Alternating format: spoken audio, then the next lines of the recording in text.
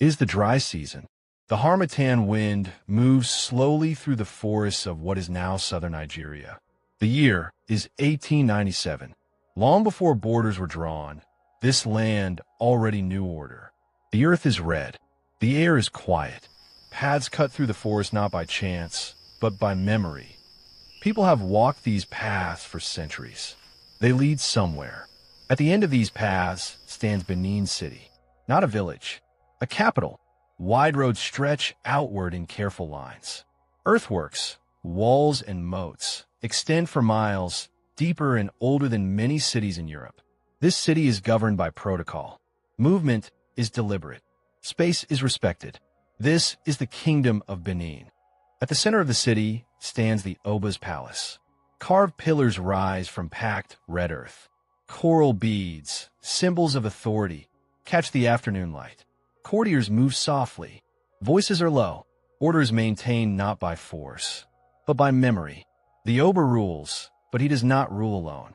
He is surrounded by the presence of those who came before him. Inside the palace, along ancestral shrines, rest bronze heads.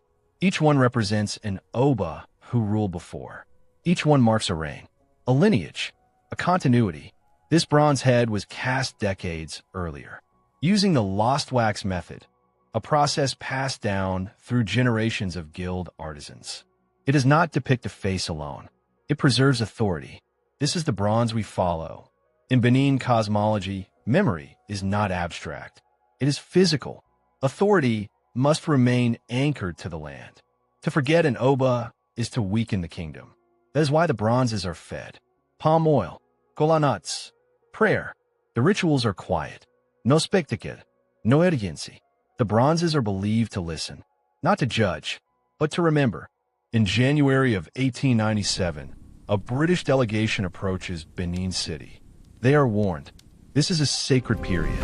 The Oba cannot receive outsiders. The warning is noted and ignored. Weeks later, a force arrives. It is called a Punitive expedition, led by Admiral Sir Harry Rawson. They move through the forest in formation. Boots press into red earth. Rifles hang low. The land, which once guided memory, now absorbs sound. Benin City is no longer unaware. What follows is brief and final. The city is overrun. The palace is entered. Fire appears where ritual once stood. Benin City falls. Inside the palace, ancestral shrines are dismantled. Objects are lifted, wrapped, crated. Our bronze head is taken from its place, separated from the altar, from the land, from the rituals that anchored it. This is not destruction. It is displacement. The bronzes leave Benin by river, then by ship, stored in darkness. Some elders later say the air changed that day, that the palace felt empty. No official record notes this. In Europe, the bronzes are unpacked, cleaned, cataloged. They are placed behind glass, under controlled light, in quiet halls. Here, the bronze becomes art. Museum plaques describe technique, craftsmanship, style. Purpose is not mentioned. Ritual is not recorded. Memory is not translated.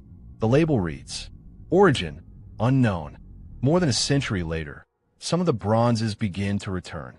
Carefully, publicly, elders stand quietly as familiar forms are unwrapped. Not everything comes home. Our bronze may still remain elsewhere. The forest remains. The harmattan wind still moves through the trees. Paths remain visible beneath the dust. History does not end. It waits.